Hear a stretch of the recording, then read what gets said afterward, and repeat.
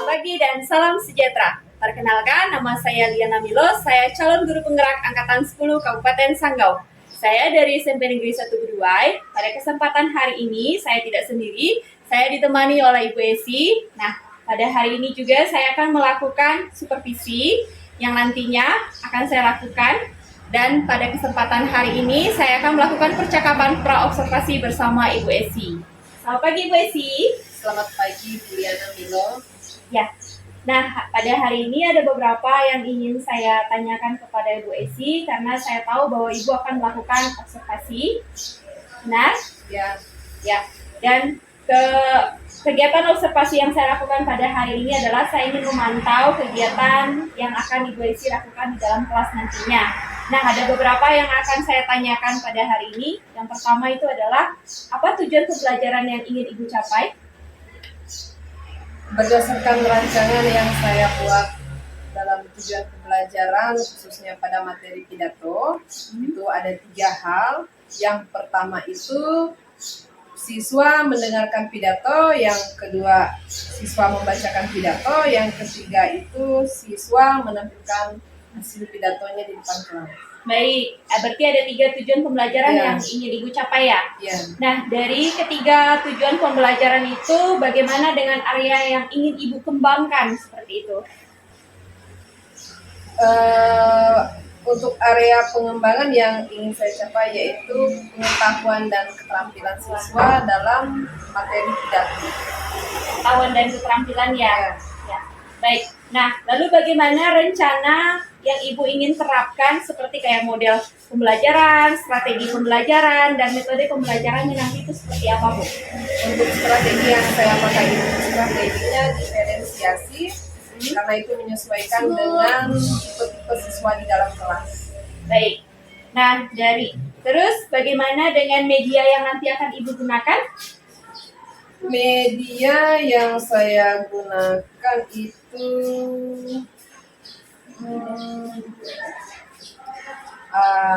bisa berupa teks pidato. Ya. Selanjutnya itu mungkin mereka akan saya kasih nonton video lewat YouTube yang ada, itu lebih mempermudah. Ya. Hanya itu saja. Baik, berarti itu juga menggunakan nanti ada PowerPoint, ada laptop gitu ya? Ya, baik. Nah, kira-kira kapan Ibu akan melakukan kegiatan ini? Hari Kamis. Hari Kamis ya? Di kelas mana, Bu? Di kelas 9D. 9D ya? Baik, jam keberapa? Jam pertama, kedua, ketiga. Baik, di jam kedua, ketiga. Nah, nanti ketika hari Kamis, jam pertama, kedua, ketiga, saya akan masuk ke kelas Ibu, melihat bagaimana Ibu mengajar dan mengamati prosesnya. Jadi saya akan menyatat beberapa hal-hal penting yang Ibu lakukan di dalam kelas. Ya. Semoga nanti kegiatan observasi yang Ibu lakukan berjalan dengan lancar, Bu ya. Amin. Baik, semangat Ibu. Ya, terima kasih juga. Dan nanti setelah melakukan observasi, kita juga akan bertemu ini melakukan kegiatan percakapan pasca observasi. Baik. Terima kasih Bu. Sama Bu ya.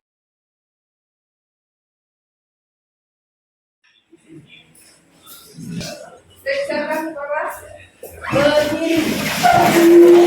Beri salam.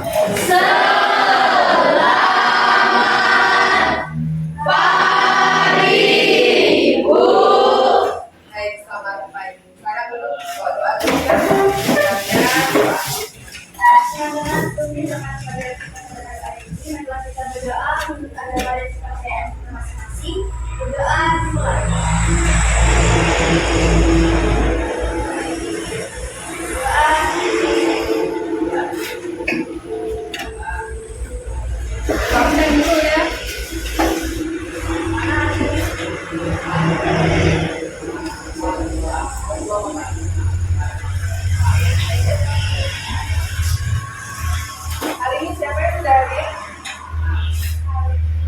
Mana ketua kelas? Yang tidak hadir hari ini siapa saja? Apin, terus?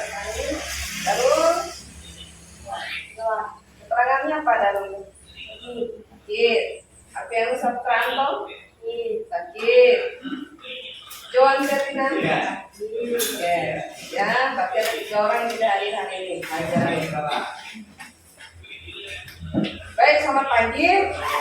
Sebelum kita masuk ke materi bab 2 itu tentang pidato persuasi, baiknya kita memahami materinya lebih mendalam supaya nanti kita bisa masuk ke tugas yang akan kita kerjakan. Baik, kalau perhatikan ke depan ya. Jadi kita tidak perlu meringkas ya, tidak perlu berkata putus suara. Kita cuma bagian ini ya.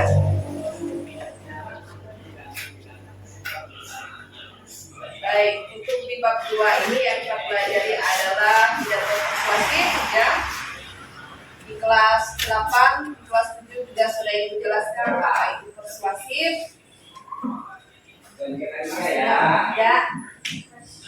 Masih ya. Siapa yang masih ingat apa itu sinonim dari persuasif? Katakan. Ya, contoh yang ada di depan ya. Bagaimana cara berpidato yang baik, mengucapkan kata ya, bagaimana apa namanya itu artikulasinya diucap, ekspresinya seperti apa, tatapannya bagaimana ya, diperhatikan. Nah, setelah kita mendengar pidato ini, kita akan membuat teks pidato ya. Yang jelas pidatonya berhubungan dengan pidato persuasi yang di dalamnya ada menunjuk, mengaruhi ya. Perhatikan saja di depan sampai selesai ya. Nah,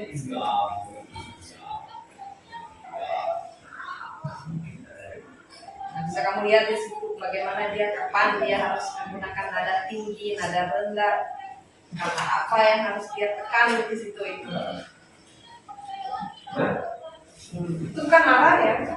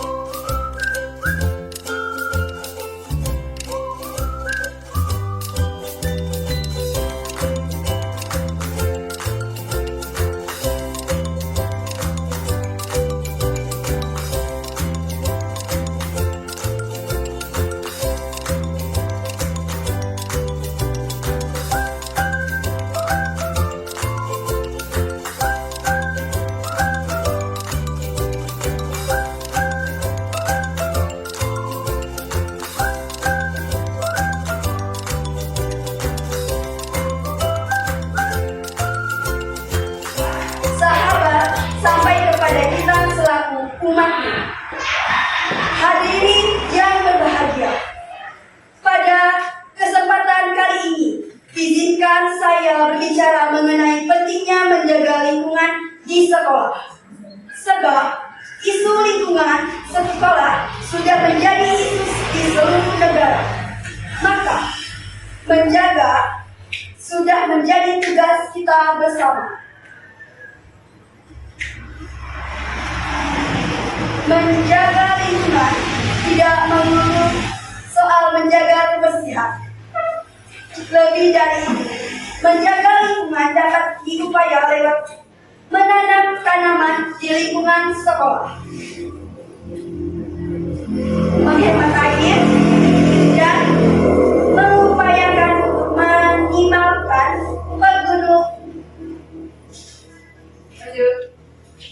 penggunaan plastik. Lalu, kenapa harus dilakukan di lingkungan sekolah? Sebab sekolah sebagai lembaga pendidikan harus menjadi tempat utama membangun kebiasaan menjaga lingkungan. Hadirin yang berbahagia, hal-hal yang sanggup di atas. Ayo, lanjut. Boleh. Apa yang kamu?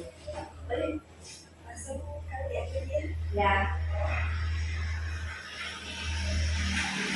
Demikianlah pidato lingkungan hidup tentang pentingnya menjaga lingkungan sekolah yang saya sampaikan. Meski singkat, semoga ada manfaatnya. Terima kasih atas atensinya. Shalom. Salam.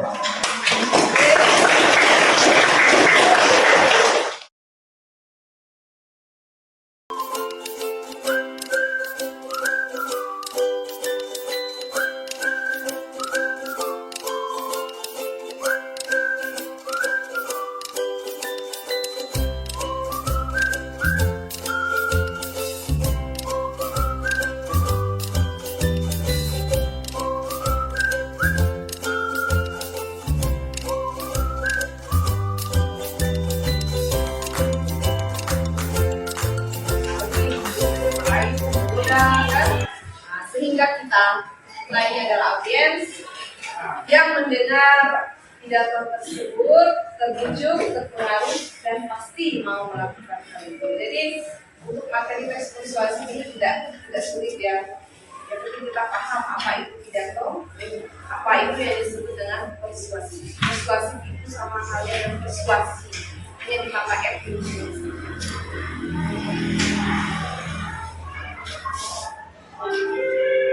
Baik, sebelum ibu pelajaran hari ini ya ada beberapa hal juga yang mau ibu sampaikan lagi. Untuk materi selanjutnya kita lanjut ke praktik berupa membuat teks pidato yang disampaikan di depan ya. Ingat sebelum kita pulang kita berdoa dulu ya. Silakan berdoa kelas. Teman-teman, sebelum kita pulang, marilah kita berdoa menurut agama dan kepercayaan kita masing-masing. Berdoa dimulai.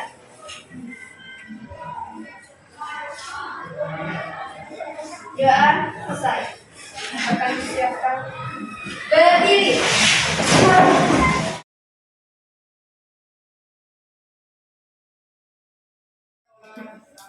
Selamat siang, Bu Esi. Selamat siang juga Ibu Liana Milo. Baik, hari ini saya mau melakukan percakapan pasca supervisi yang tadi sudah Ibu lakukan di kelas 9 D ya. Nah, dari yang sudah Ibu lakukan tadi, bagaimana kira-kira perasaan Ibu terkait dengan kegiatan supervisi tersebut? Yang namanya grogi, gugup itu pasti ada lah. Karena kan selama ini kan istilahnya berhadapan dengan mulut itu hal biasa lah. Tapi ketika mengajar ada kawan yang menilai itu rasanya tuh beda lah, pasti ada rasanya beda. Ya, Itu aja sih. ya benar. Nah, terus bisakah Ibu ceritakan kembali area pengembangan, terus kemudian langkah-langkah dan tahap apa yang tadi sudah Ibu lakukan? Saya tadi lebih menekankan kepada pengetahuan, selanjutnya itu keterampilan, langkah-langkah dalam pembelajarannya itu saya menggunakan media pembelajaran dan metode pembelajarannya seperti apa itu. Selanjutnya itu metode yang saya gunakan juga saya pakai tadi itu di kelompok ya, diskusi kelompok Ya, membuat naskah pidato.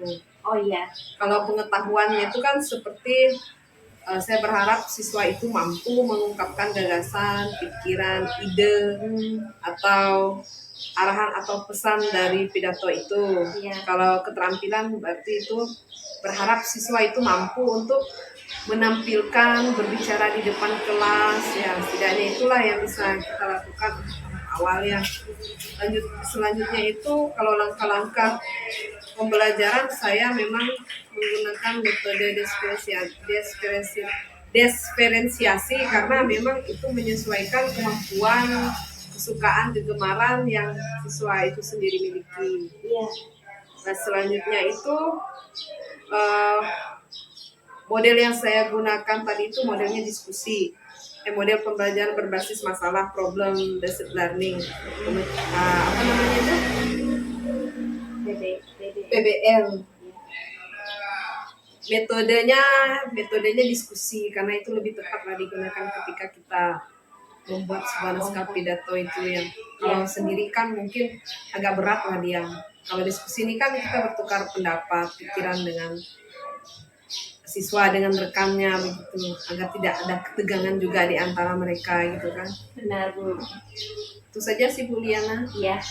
Terus dari area pengembangan yang sudah Ibu lakukan, kira-kira yang sudah Ibu lakukan tadi itu berhasilkah pembelajarannya? Untuk berhasil atau tidaknya itu saya tidak bisa memutuskan itu berhasil 100% atau berapa persen. Yang saya ingin pertegaskan di sini ya, saya rasa proses pembelajaran itu berhasil karena beberapa dari siswa itu sudah bisa menulis pidato, disuruh maju ke depan membawakan pidato juga mereka sudah berani, naskah yang mereka buat juga sudah lumayan baik dari bahasa, kata, tanda baca yang mereka pakai. Ya, nah tadi kan Ibu sudah menjelaskan nih ada kira-kira mungkin ada yang tidak berhasil atau gimana gitu. Ya. Kira-kira seperti apa mungkin ada yang tidak berhasil itu? Siswa ini kan karakternya berbeda, kebiasaan mereka juga berbeda. Terutama yang pendiam ini kan sulit sekali untuk kita ajak bicara. Kadang ada yang malu alasannya itu, ada yang takut salah. Tapi tidak tidak menjadi masalah dalam proses pembelajaran tadi karena hanya mungkin 1 atau 2 orang yang seperti itu. Puji Tuhan yang lainnya sih aktif. Iya. Nah, kira-kira apa yang Ibu lakukan mungkin supaya siswa yang tadi itu kira-kira tidak aktif atau bagaimana caranya gitu? Kedepannya siswa yang tidak aktif itu mungkin saya perlu pendekatan. Ya, pendekatan yang saya maksud ini kalau misalnya ada tugas dan itu wajib mereka melakukan keterampilan di depan kelas seperti berpidato, ya mungkin saya tidak bisa instan seperti kawan-kawannya tulis langsung maju. Itu mungkin saya memberi waktu lah, misalnya urutan 1, urutan 2 mungkin kawannya yang aktif, setelah itu baru dia, supaya dia bisa beradaptasi menyesuaikan kawan-kawannya yang sudah maju ke depan. Lalu kapan kira-kira Ibu akan melakukan mungkin tadi itu perubahan itu ya? Ya, perubahan. Secepatnya lah, karena anak-anak ini kan terus berjalan, waktu terus berputar kan. Namanya materi penjelasan kemampuan itu kan setiap hari pasti bertambah. Ya kalau bisa sih setiap hari lah saya akan melakukan perubahan tersebut. Baik. Nah, terima kasih Bu ya. Sama-sama, Semoga apa yang Ibu lakukan dalam proses pembelajaran itu berjalan dengan baik dan semoga apa yang sudah Ibu terapkan di kelas juga itu bisa memberikan dampak yang baik terhadap murid Bu ya. Amin. Baik, terima kasih Bu sudah melakukan supervisi pada hari ini. Semoga semuanya